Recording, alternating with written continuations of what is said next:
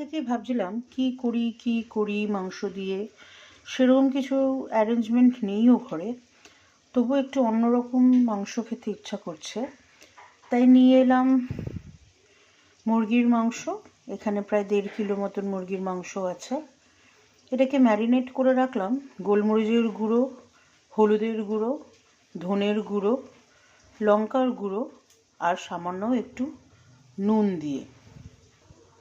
মিক্সিতে পেস্ট করব আদা, রসুন আর কাঁচা লঙ্কা।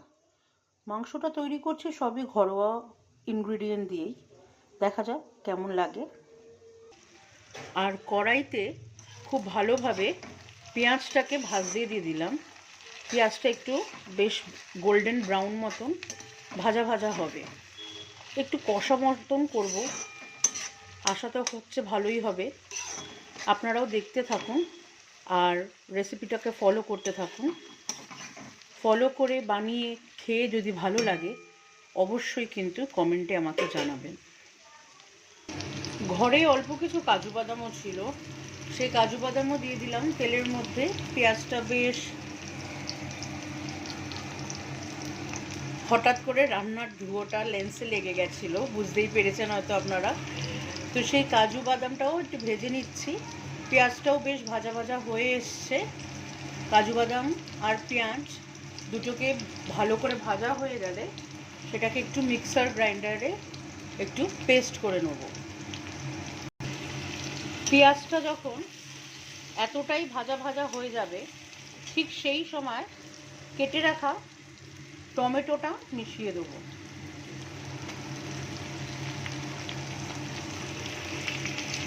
কেটে রাখা টমেটোটা ভালো করে এটার সাথে দিয়ে দিতে হবে।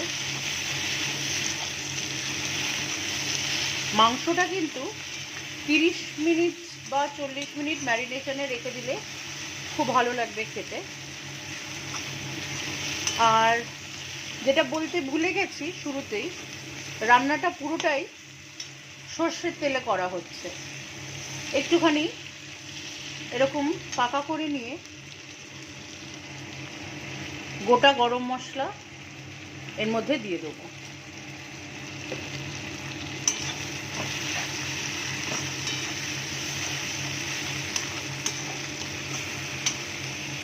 টমেটোটা যখন ভালোই নরম হয়ে গেল ঠিক সেই সময় মিক্সিতে বেটে রাখা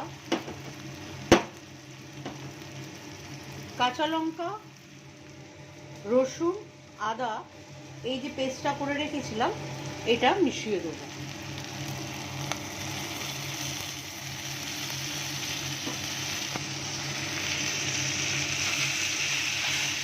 যত বেশি মশলাটা কষানো হবে তত বেশি কিন্তু মাংসের টেস্ট বাড়ে। এটা আমি সবসময় বলি, মাংস টেস্ট বাড়ে মশলা কষানোর উপরে। ভালো করে মশলাটাকে কষাতে হবে।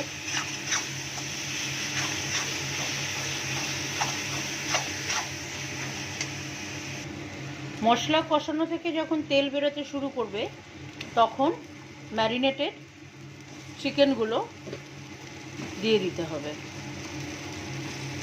হ্যাঁ, আমি 1.5 কিলো মাংস ব্যবহার করছি।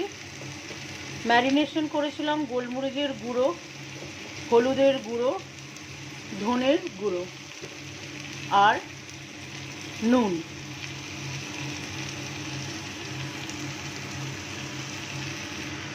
মাংসর সাথে মশলাটা খুব ভালো করে মিশিয়ে নিলাম।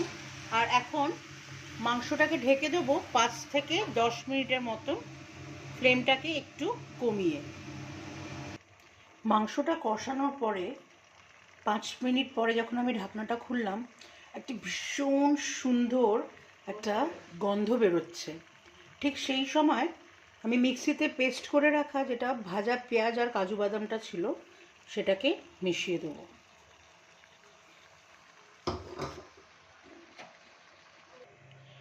যত বেশি কষাবেন তত মাংসের কিন্তু টেস্ট বাড়বে, আমি বারবার এই একটা কথাই বলি।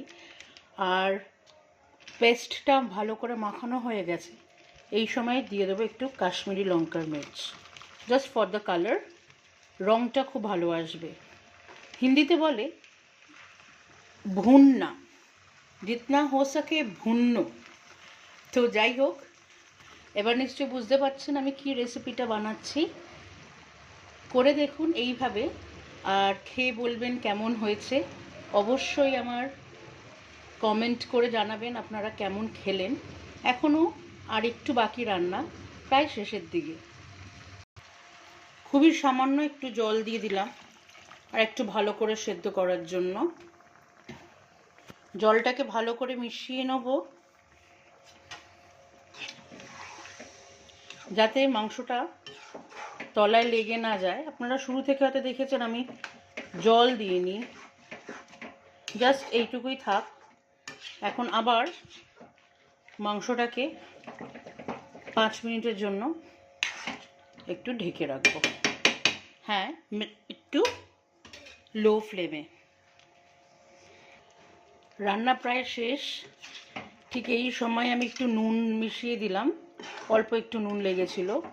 মাংসটা অলরেডি আমি নুন দিয়ে ম্যারিনেট করে রেখে দিয়েছিলাম, তো একটুখানি টেস্ট করে নেবেন আর নুন লাগছে কিনা।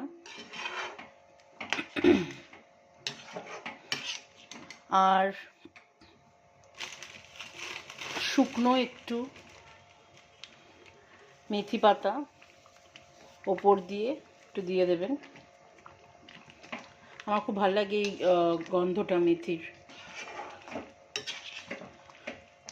আর ফ্রেশলি চপড কোরিয়েন্ডার ওপর থেকে for the garnishing and all.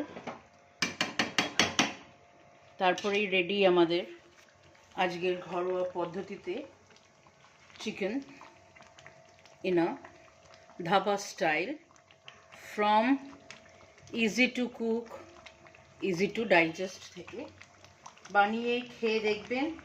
এটা আপনি পরোটা দিয়ে খেতে পারেন, কারণ শীতকাল রুটি পরোটা এগুলোর সাথে এই রেসিপিটা খুব ভালো লাগে। ঘরে যদি তন্দুরি বানাতে পারেন তার সাথে খেয়ে দেখবেন। আর হ্যাঁ, অবশ্যই ফ্রাইড রাইস পোলাও এগুলোর সাথেও ভালো লাগে।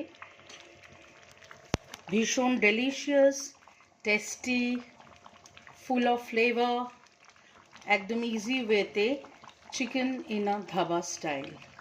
Thank you.